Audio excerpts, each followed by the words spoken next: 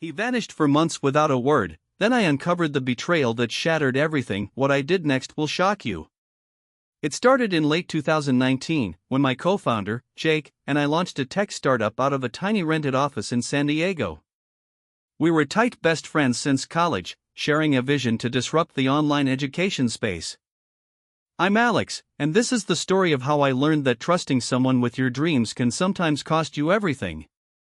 Jake and I had built the company from scratch, long nights fueled by takeout and caffeine, coding marathons, pitching investors, and winning our first big client in early 2020.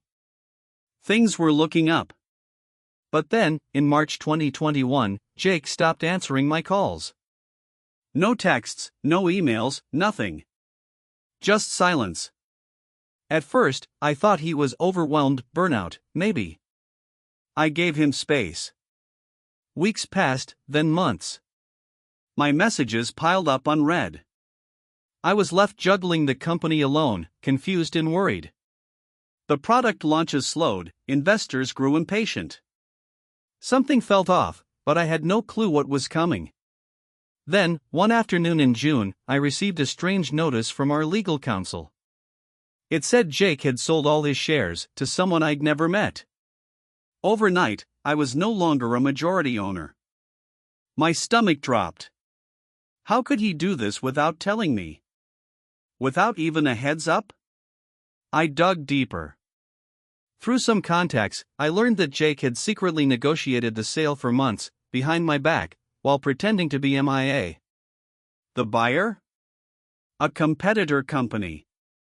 They now controlled our startup. I felt everything at once: anger, betrayal, disbelief.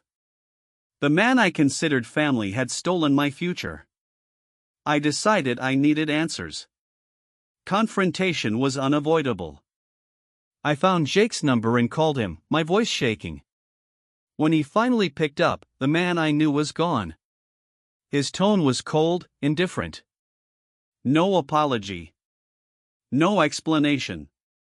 Just a curt, "It's business." But I wasn't done. I told him I'd fight back. That he hadn't heard the last of me. Over the next few weeks, I gathered evidence: emails, financial records, even a whistleblower from the competitor company. It turned out Jake had deliberately sabotaged key projects to devalue the company before selling his shares cheap. That was the last straw. Using this proof, I approached our original investors. I convinced them to support a hostile buyback. With their help and some clever legal maneuvers, I regained control of the startup within 3 months. But revenge wasn't just about money or shares. It was about reclaiming trust. I publicly exposed Jake's betrayal on social media and in industry forums. The fallout ruined his reputation. Meanwhile, I rebuilt the company, stronger and more transparent. Looking back now, I realize how fragile partnerships can be, but also how resilience and truth can turn the tide. If there's one thing I want you to take from my story, it's this: never ignore the warning signs, and never let betrayal break your spirit. Thanks for listening to my story. If you've ever been betrayed or had your trust broken, share your experience in the comments and don't forget to subscribe for more true stories just like this one. Remember, the darkest moments can lead to the brightest comebacks.